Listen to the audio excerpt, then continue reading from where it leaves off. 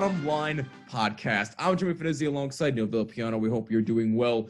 As always, thank you so much for taking some time out of your day to listen to us. We really do appreciate it. Before we get started, questions, opinions, Twitter and Instagram at BottomLineWMCX, and on Twitter at The NVP Show, hashtag Bottom Line. Leave a voice message on Anchor, the app, or Anchor.fm. And if you like what you see on YouTube, leave a like and a comment down below. Helps out tremendously. And please make sure you subscribe and hit the bell so you do not miss a single episode. And please subscribe on all audio listening platforms. Just include Jimmy when searching for the Bottom Line Podcast. Neil, this is it. It's New Year's Eve. It's the last episode of 2020, and we are ending it on a high note. First of all, any feelings on the upcoming year before we get started? Any feelings? Well, no, that's a good question. I guess the feelings that I have are optimism. I guess a little bit of nervousness, because with every year comes, positivity, but also, new challenges. Right. As I've said before off camera to a lot of people, that just because the calendar, year is changing does not mean that all of the world's problems go away. There's still a lot of work to be done to solve certain things like COVID-19 and, other things like that. And that needs to be addressed. And hopefully we're continuing to address it. We're making strides. We're in a better position in some ways than we were even 6 months ago. And I would like to hope that this year, for a lot of people, I can speak for myself, that has been a learning year. It's been a year where I've learned a lot about myself. I've learned a lot about others. And hopefully I can use that to better myself and better, the world's situation going into 2021 and beyond. 100% agree with you. And look, like you said, it looks like that things are trending upward finally, and thank God for that. But 2021 is shaping up to be a much better year for all of us. And I can definitely say that on behalf of Neil and myself, and we'll give our whole spiel at the end of the episode, but we really do hope that you have a very blessed, happy, healthy, and safe new year. And we'll definitely get more into that at the end of this episode. But we want to end things on a high note for 2020. And let's face it, the year was just god-awful. We know this. We did our top 5 worst teams of 2020 in the last episode. This episode, we are doing the top 5 best teams of 2020. And as awful as this year has been, I bet these 5 teams in particular are saying, I really wish that the year would have kept going, because we've had so much success this year that we wanted it to keep going. So with that being said, without wasting any more time, let's get started. Top 5 best teams of 2020. And as always, if you agree or disagree or want to leave your own list, you know the deal. Leave us your own on social media. You know the handles by now. So let's get started. Top 5 best teams of 2020. Starting off with number 5. We're going to take a trip to college football for this team here. Somewhere where... This was my idea, by the way. Yeah, my idea. I normally wouldn't touch this sport, but you this team kind of deserves to be on the list. The Coastal Carolina Chanticleers. Now, I don't know much about this team. I'm not going to lie to you. I don't. Excuse me. You need to say it properly. It is the Chanticleers. Okay? Excuse me. The Chanticleers. I'm sorry. But anyway, so I'm going to be real with you. I don't know much about this team. But what I do know is that right now, as we stand, they are 11-1. They probably could have gone undefeated, as we've talked about off the air, but they got screwed over in one game. But they didn't. Let's face it, Neil. They didn't get screwed. They lost to a good team. They lost to Liberty in their bowl game on like the last play or two. So it wasn't like they got screwed. Well, yeah, that is true. But look, they're 8-0 in the conference, 6-0 at home, and 5-0 on the road. So clearly, this team has not been messing around all year. Yeah, I know they had a tough loss, but you know what? Okay. The Chanticleers are one of the best teams in college football right now. They probably should be undefeated right now, but they do deserve a spot at number 5 on our list for the best teams in 2020. Neil, I know you definitely know more about this than me, so the floor is yours. Well, first of all, I just want to say on the record that college football shouldn't have happened. I'm one of those guys that thought that it shouldn't have happened. This was not a real season by any means. For some Right. teams it was, like the team that we have on this list. They played 12 games. They played a regular season, if you really want to call it that. And, again, I think that it was really irresponsible of a lot of parents, to basically say, oh, I want my son to play. So you care more about your son playing a sport than you care about their health. Because what if they get the virus and they get sick or, God help us, die? Like what are you doing? So I still don't think this season should have happened. The fact that the Rose Bowl is not even being played in Pasadena, it's being played in Texas, is a joke. That's The fact that the college football disgrace. The fact that the college football playoff once again did the dumb thing and put in a five-win Ohio State team is a joke in itself. And it just goes to show. But luckily for a lot of us, football fans, college football fans, I'm a big college football fan. I actually enjoy college football more than I enjoy the pro game because there's probably a lot more teams and a lot more craziness can happen. Right. You got a couple teams that you didn't expect that had a really, really good and fun year. You had teams like Liberty, the Louisiana at Lafayette, the Raging Cajuns. You had BYU. You had Coastal Carolina. You had Cincinnati. You had teams, small school teams that had really, really awesome seasons and very well should have been heavily considered for at least the New Year's Six game. And the fact that a team like Coastal Carolina, who prior to losing in their bowl game to Liberty, was 11-0, and you didn't even put them in a New Year's Six game, is a joke. Is an absolute joke, and just goes to show you that if you're a small school team, you will always get screwed no matter what. And Coastal Carolina, this was by far their greatest season in the history of their football history. The greatest year in their entire history of their program. This was great. Absolutely fun. I saw them play on ESPN prime time against BYU when BYU was talking all that nonsense about, oh, we'll go play anybody, anytime. They declined to play Washington for some reason, and instead they want to go play Coastal Carolina on the road, and they lost. Coastal Carolina put themselves on the map and got a lot of respect from the college football world, especially from this guy right here after winning that football game. And let me just tell you right now, that conference that they're in, I believe it's the Sun Belt. The Sun Belt Conference is no joke, okay? It is no joke. Because here are the records of the top 4 teams in the Sun Belt in Group B, just Group B. Coastal Carolina, they were 11-0. Appalachian State, they're 9-3. Georgia State, 6-4. Georgia Southern, 8-6. Then you look at Group A, Louisiana Lafayette, 7-1. South Alabama, never mind, 4-7. Sorry, I was going on a tangent there, but oh my god. But my point is by that the way, Louisiana Lafayette's 10-1 overall, 7-1. Sorry, I said 7. No, you're fine. Conference record, they're 7-1. No, those were the 2 best teams in that conference. Oh, and Louisiana Lafayette, you know what their only loss was? To Coastal Carolina in the Sun Belt Conference Championship game. Actually, you know what? Wait a minute, I might be wrong about that. I don't think that game actually happened. I believe it got canceled. Anyway, I think you're right. That's not the point. The point is that you look at what Coastal Carolina has done, the job that head coach Jamie Chadwell has done, who just got a massive extension, by the way. That it's great to see a small school team that plays on a turquoise turf. We've seen red turf in Eastern Washington. We've seen blue turf, the Smurf turf at Boise State. Hell, I've seen gray or like silver turf at Eastern Michigan. But this is turquoise turf. This is PT, baby. This is awesome. This whole year for Coastal Carolina was fun as hell. And I'm really glad that they had a season like this.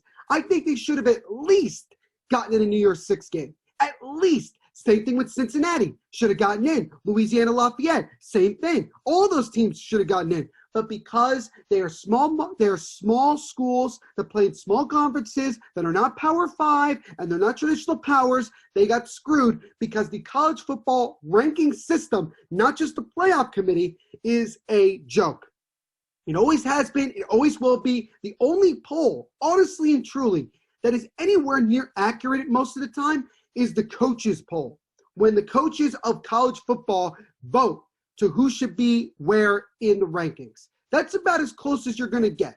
But it's a joke of a system. You have a better chance of getting it right on EA Sports NCAA football than you get in real life. I mean, that's how bad it is. But the bottom line is that an 11-1 season, nearly an undefeated season with a bowl victory over your rival, over your, over one of your, most, I guess you would say, not necessarily like disliked opponents, but they've had a couple of big-time games or big-time rivalry matchups against Liberty in the past. And Liberty had a great season. They did a really good job, at Liberty as well. But Coastal Carolina had one of the most improbable seasons we've seen from a small school in college football. And it's unfortunate they didn't finish the year undefeated, but by all rights, they should have been in a New Year's Six game in the first place. Yeah, that pretty much would sum it up better than I could sum it up. But Coastal Carolina at the Chanticleers. Don't worry. There's other teams. There's other teams on this list that you know a lot more about. So you're not being left out in the cold. Yes, absolutely. So I'll definitely make up ground. But the Chanticleers are number 5 on our list for the top 10, top 5 best teams of 2020. Number 4, the Tampa Bay Lightning, the Stanley Cup champions. Now, Here's why they're number 4. To go from not even winning a game in the postseason, not so long ago, it's against the Columbus Blue Jackets, who, by the way, I think were an 8th seed. Okay? They were an 8th seed. You got swept by them, didn't even win a game in the playoffs. To go from that to winning it all in an NHL bubble where nobody knew what was going to happen. All right? But the fact that there were absolutely 0 positive COVID tests in that bubble virtually the entire time, and the Tampa Bay Lightning were as dominant as they were, even though they almost blew it to the Islanders, but that's another discussion for another day. But the fact that they finally shut everybody up for 1 year and won the Stanley Cup, especially with a guy like Braden Point and Nikita Kucherov, who were probably 2 of their best players. Oh, and by the way, they did it without Steven Stamkos. Stamkos was hurt. So factor that in. You had great goaltending from Vasilevsky.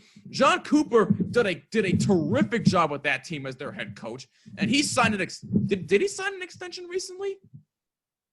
I think he did. I'm not sure. Okay, well, somebody can let me know if he did or not, but I believe that he is staying around for a little while longer. But Tampa Bay Lightning, look, congratulations. They deserve a spot at number 4 on this list, but only for this year, because, look, we don't know what they're going to do for the next God knows how many years. But for this year alone, the fact that they shut everybody up and finally won a Stanley Cup, they're number 4 on this list. With regards to an extension, yes, John Cooper did sign an extension prior to the 2019-2020 season. So He rewarded the Tampa Bay Lightning with that extension with a Stanley Cup championship. Yes. Look, the Tampa Bay Lightning for the last, 5 years or so, especially when they got to the Stanley Cup Finals in 2015, the expectation was that they would eventually win a championship. But every year they kept having great regular seasons with the amount of talent that they have. Nikita Kucherov, Steven Stamkos, Braden Point, Victor Hedman, Andrei Vasilevsky, a bunch of guys, the names go on and on and on.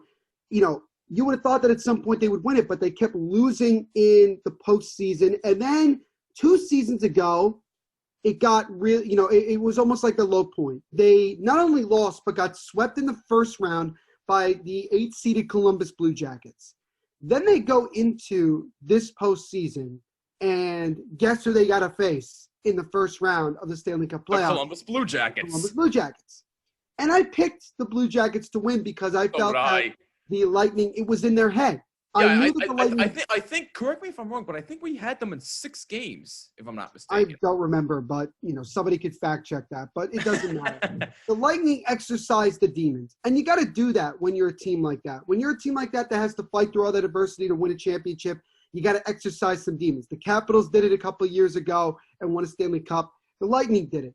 Now, the Lightning's toughest opponent, in my opinion, in the playoffs was probably the New York Islanders. And that series almost went to 7 games. It almost did. And it's unfortunate that it didn't, because I thought that series was so entertaining. I wanted it to go the full 7. In every single series except the Stanley Cup Finals, I picked against the Lightning. And they proved a lot of people, including myself, wrong. They were able to persevere through it. Brayden Point stepped up big. So did Nikita Kucherov. Even when Steven Stamkos played for all of 5 minutes in one of the Stanley Cup Final games, he scored a goal. You knew at that point it was going to be destined that they were going to win it. And it took a pandemic with no fans, playing in a different country, for the Lightning to finally win a Stanley Cup. But it is as legit as it can possibly be, because at the end of the day, it's still hockey. So I'm glad that the Tampa Bay Lightning were able to win the Stanley Cup. We don't have to worry about them anymore when it comes to they can't get it done, and now we can focus on some other team. But good for the Tampa Bay Lightning, their first Stanley Cup championship since 2004, and we'll see if they can get back there, because it's very difficult to do so. And in a shortened season like this, might be a little bit more difficult. Yeah, 56-game season this year. It's going to be very, very interesting to see how Tampa Bay gets it done. But they're number 4 on this list for the top 5 best teams for 2020. Number 3, the Kansas City Chiefs. What more can you say about them? Pat Mahomes, Travis Kelce, Tyreek Hill, a defense that actually has looked pretty solid over the past few weeks. A potential Hall of Famer head coach in Andy Reid, who I think should be a Hall of Famer now that he finally has a Super Bowl under his belt. An assistant coach who probably deserves a head coaching job in the NFL, and Eric Bieniemy. Look, I've had my share about the Kansas City Chiefs. Look, even though my MVP for the year is Aaron Rodgers, Patrick Mahomes is an absolute stud. There is no question about it. But like I've said before, Patrick Mahomes has a plethora of weapons. Aaron Rodgers is doing more with less. Yes, he has Devontae Adams. Yes, he has Aaron Jones. Yes, he has Lazard, who's no scrub. Yes, he has Vontaze Scanling. But you know what? Aaron Rodgers still has barely anybody helping him out. Patrick Mahomes is rich, contract-wise and weapons-wise. Yes, Patrick Mahomes is a stud. And yes, the Kansas City Chiefs are nothing to mess with. Even though they squeaked by the Falcons last week, which I thought was a bit of a surprise, Patrick Mahomes and the Kansas City Chiefs are number 3 on our list, and I would not be shocked if they went back to the Super Bowl. So, yeah, it makes sense to have the Chiefs on here. They were able to redeem themselves after losing in the AFC Championship game at home the year before to Tom Brady and the Patriots. Mahomes came out and had an MVP season, and as a result, that year that they lost the AFC Championship game, he won the MVP. And then this past season, he had a really good year. Didn't win MVP, but that didn't matter. The Chiefs came back twice, in the divisional round and the AFC Championship game to win, and they were able to beat the Niners in the Super Bowl to win the Super Bowl, and their first one since 1969. So really, you're talking about nearly, I think pretty much exactly 50 years it took them to win another Super Bowl. Actually, what was it, 68 or 70? They won 69. 1969. Oh, okay. Super Bowl I was thinking about the Jets, but that was technically 68. But if you want to be exactly correct, it was the 69th season, but 1970 was the year that the Chiefs won it. So, and by the way, Pat Mahomes won Super Bowl MVP because he led the comeback. But exactly. They had to come back in the Super Bowl too, and Mahomes became the youngest, quarterback in football history to already win an MVP and a Super Bowl MVP. Yep. And he's up for heavy consideration to win his second MVP in 2 years. And I think whoever wins the MVP, especially if it's between those two, will definitely deserve it. And the other guy will say, well, he deserved it because of this reason, whatever the case may be. You know what, idiot. First of all, my MVP this year, my prediction was Deshaun Watson, and I was terribly wrong. So, you know what? I don't even like. Look, Deshaun Watson's having a great year despite his team being absolutely horrendous. But I digress. We're not talking about that. The bottom line is that when you talk about the Kansas City Chiefs, the biggest decision they ever made was to trade up to the 10th overall pick to draft Patrick Mahomes. That was the biggest decision this franchise has done in a long time, and they are reaping the benefits of it. And yes, Mahomes has great talent around him. He actually has a lesser offensive line, in my opinion, than Aaron Rodgers. Actually, no, I would reverse that. I think Aaron Rodgers' offensive line is not as good as Patrick Mahomes is, but neither offensive line is tremendous. But both of those guys are so athletic that they usually they're not drop back guys. They're not going to get sacked very often because they can move out of the pocket and do things. And you look at all the other factors. But again, talking about the Chiefs themselves, you look at the fact that they won the Super Bowl last year. They're 14-1 this year. And there really isn't any team in the AFC, or even matter of fact, except maybe the Packers or the Seahawks in the NFC, in my opinion, that can beat this team. The Chiefs are primed to go on a second consecutive Super Bowl run. I mean, we're talking about maybe the beginning of a dynasty here. I mean, and we haven't seen that since the Patriots of the early 2000s. Like that's how long it's actually been. It feels a lot longer than that, but it really is. It wasn't that long ago necessarily. But the Chiefs do deserve to be on this list, and the fact that they won a Super Bowl for the first time in 50 years is absolutely remarkable. And what they've been able to do so far with Patrick Mahomes is also truly remarkable. And so that's why they're definitely in the top 3 on this list and sitting at number 3. Absolutely. So well-deserved. Kansas City Chiefs, job well done. They're number 3 on this list. Quick recap here. Top 5 best teams of 2020. Number 5, Coastal Carolina in college football. Number 4, the Tampa Bay Lightning. Number 3, the Kansas City Chiefs. Number 2, the Los Angeles Dodgers. Losing the World Series in 2017 to the Astros. Cheating notwithstanding, obviously. Losing the World Series to the Red Sox in 2018. Cheating. Losing to the Washington Nationals in the first round of the 2019 postseason, to winning it all this year. They finally got over the hump and won their first World Series since 1988. And you know what? It was well-deserved. The Dodgers went through so much, especially the fact that it was a 60-game season due to COVID. Yeah, there was a situation with Justin Turner afterwards, but we're not going to get into the details about that. That's for another episode. But look, the bottom line is the Los Angeles Dodgers were clearly the better team all season long, and they absolutely proved it, even though it was a bit of a chippy series against Tampa. I mean, Tampa, look, other than that big Game 4 win that Tampa had, it was chippy, but did Tampa were they really that competitive, quote unquote? I mean, yeah, you could say that in a couple of games, but other than Game 4, look, the Dodgers clearly wanted it more. Mookie Betts was an absolute monster defensively, taking away all those runs in the postseason. I thought he should have won MVP, but hey, you know what? Who won it? Corey Seager, I believe? Yeah, he did. Well, hey, look, I'm not knocking Corey Seager. He absolutely deserved it. He had a monster postseason. Absolutely, he did. Their pitching came up strong. Their defense was spectacular. And here's the thing.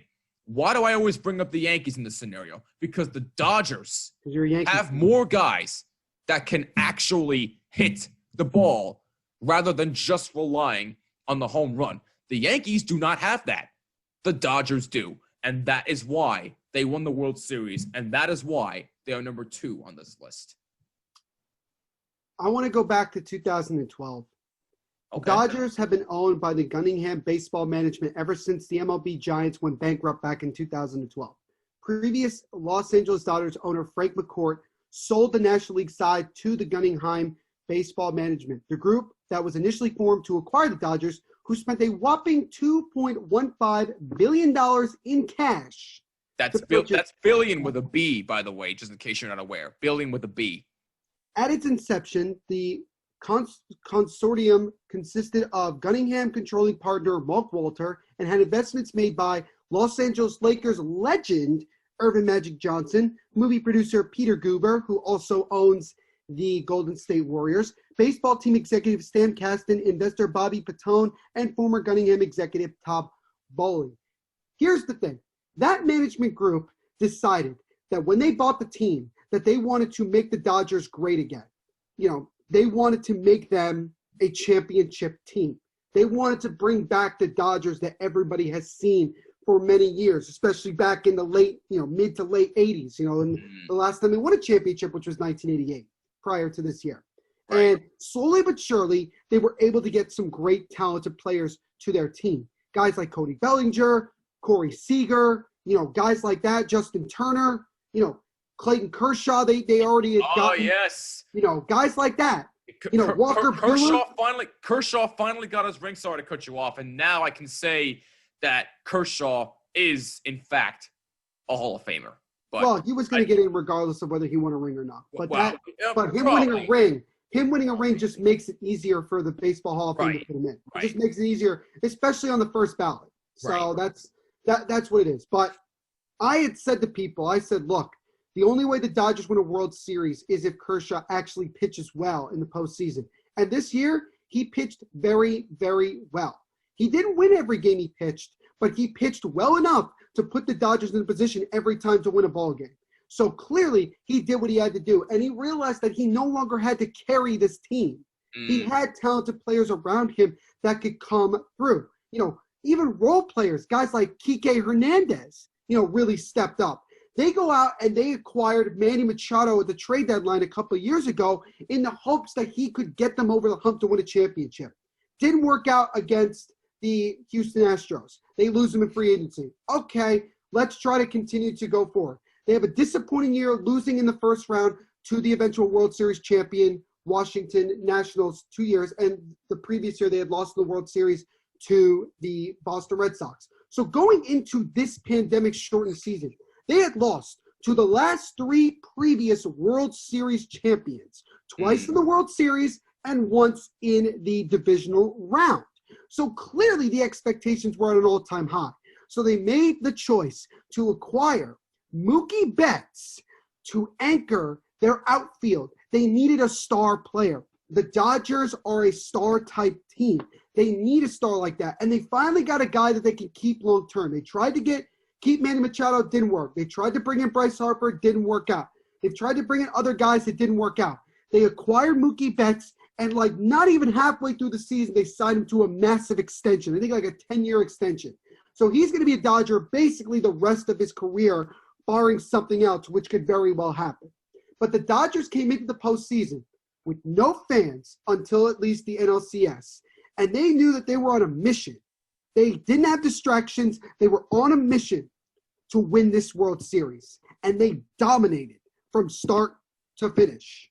And even though they could have easily gone 7 games in the World Series if it wasn't for Kevin Cash being completely incompetent, the Dodgers prevailed and won the World Series. And there were a lot of guys that won that World Championship that were there for the years where they didn't get it done, and they were getting criticized very much like the Tampa Bay Lightning for being choke artists. When are they ever going to win a World Series championship? But it took a pandemic, playing in a completely different state against an unlikely opponent in the Tampa Bay Rays, for them to finally get it done. And I'm really glad that they did it. The only thing that I wish is that if the Dodgers were still in Brooklyn, because that would have been a lot cooler. But nonetheless, good for the Dodgers, good for those guys. Mookie Betts deserved the World Series MVP just as much as Corey Seager, just as much as Clayton Kershaw, just as much as a bunch of guys. But the bottom line at the end of the day is that the Dodgers are World Series champions for the first time since 1988, and nobody can take that away from them. They finally got it done when it mattered most. 100%. Now we can finally shut up about them getting over the hump when they actually did it. So they are number 2 on this list. Quick recap here. Top 5 best teams of 2020. Number 5, Coastal Carolina. Number 4, the Tampa Bay Lightning. Number 3, the Kansas City Chiefs. Number 2, the Los Angeles Dodgers. And number 1, again, we thought it was pretty obvious. They've been through so much this past season, playing in a bubble virtually the entire time for 2 months without seeing family or friends. It was a tough year, but they got it done. No asterisk on this championship or any other championship for that matter. At number 1, the Los Angeles Lakers. What more can you say? I mean, like I said, the Lakers have been through so much this past year, playing in a bubble for 2 months, not seeing family and friends for 2 whole months. Okay? So it was just them the entire time. Virtually no positive tests. I say virtually because there were a couple during the playoffs at the time, but the NBA got through. They did a tremendous job, and the Lakers were just the Lakers. They dominated, even though the Denver Nuggets did come close to pushing that series to a 7th game. The Lakers still prevailed and got the job done. I mean, what more do you want me to say? LeBron and Anthony Davis are just an unstoppable duo at this point. They have a great bench. They have a great head coach. They're just a great organization that is now finally back on the track to winning. And especially for this year, with the tragic passing of the late, great Kobe Bryant, this championship was for him. They did it for Kobe. It was through so much turmoil throughout 2020. This is a special championship for the Los Angeles Lakers, and they are the #1 best team for 2020. Yeah, I don't think there really was, much debate about, who we thought was the best team overall this season. It had to be the Lakers. You look at the team that they have with the duo of LeBron James and Anthony Davis, with some of the really good role players that they had, guys like Danny Green, Alex Caruso. You had Rajon Rondo. You had Kyle Kuzma, a bunch of guys. And the expectation was this year, prior to all the craziness starting in 2020, championship or bust. That was pretty much the expectation.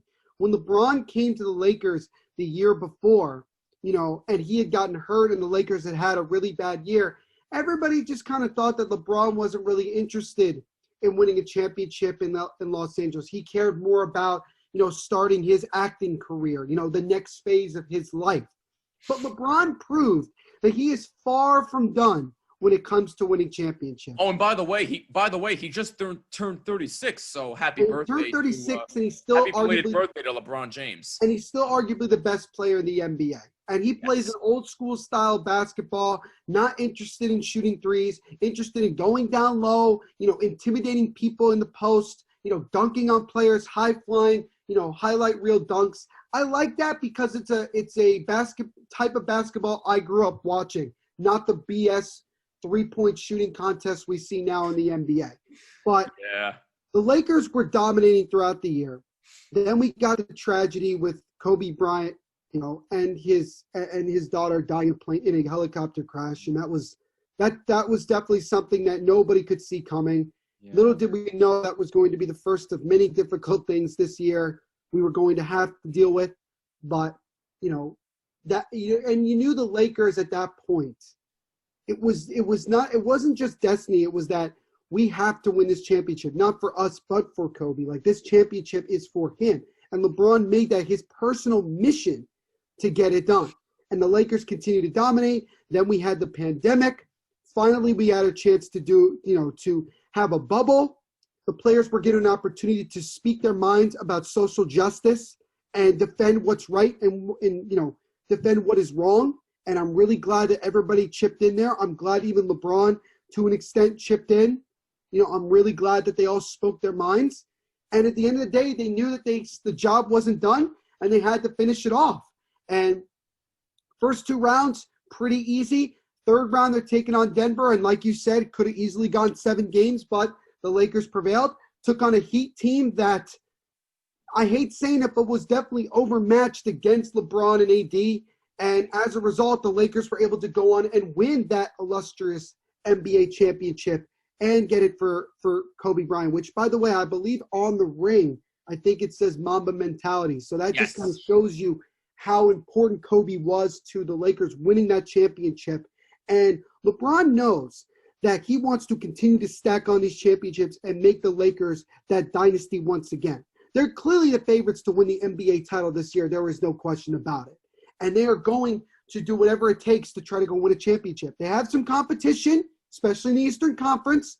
But, until someone can prove it different, the Lakers are the best team in the NBA. They were last year, and they certainly are so far this season. There is no debating that, and that is why they are #1 on this list.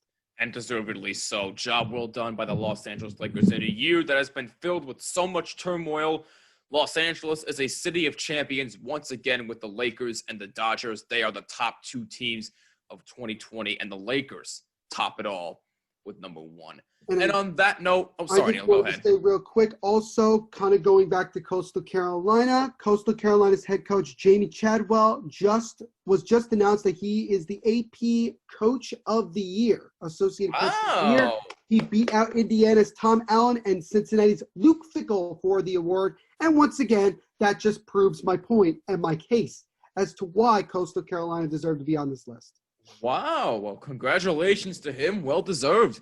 Job well done. But on that note, on a very positive note, I should add with that news, that'll wrap it up for this episode of the Bottom Line Podcast. If you agree or disagree with anything we said, or if you want to leave your own list, let us know on Twitter and Instagram at BottomLineWMCX, and on Twitter at the MVP Show, hashtag Bottom Line. Leave a voice message on the Anchor app or at anchor.fm. And as always, if you like what you see on YouTube, leave a like and a comment down below. It helps out tremendously. And please make sure you subscribe and hit the bell so you do not miss a single episode. And please subscribe on all audio listening platforms.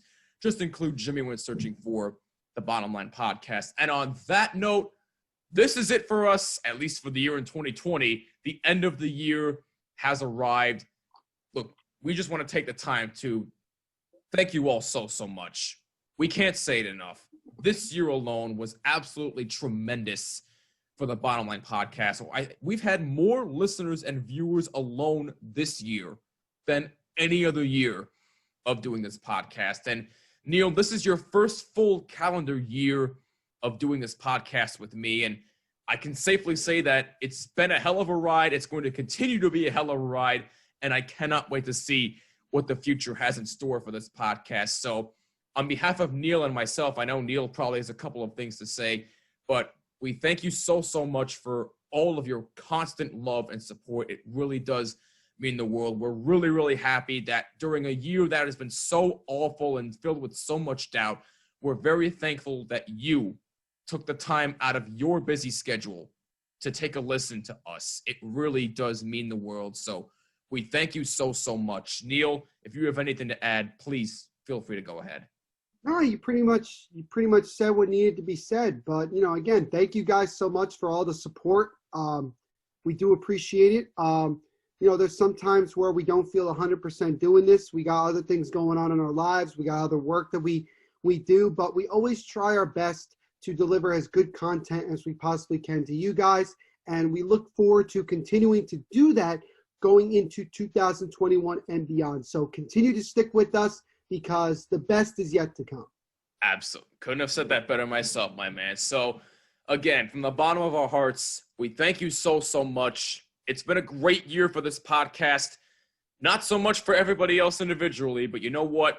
Things are slowly trending up, and it's only going to get better from here. And we're just getting started. We're not going anywhere anytime soon. We already got a couple of interviews scheduled for next week, so it's going to be very interesting. We got First to 11 coming back on to help them. We're going to help them celebrate 1 million subscribers on YouTube, which is absolutely fabulous.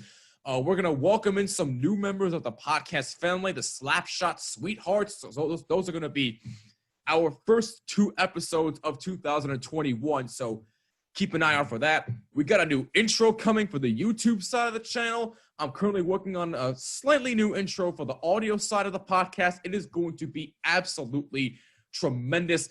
Huge things are happening with this podcast, and we can't wait for you to continue to join us on the ride. So once again, to wrap it up for the year, thank you so much. We love you. God bless you, and we hope you have a safe, happy, healthy, and blessed 2021. For Neil Villapiano, I'm Jimmy Finizzi. This is the Bottom Line Podcast. See you in the next episode. Happy New Year, and take care of yourselves. See you next week.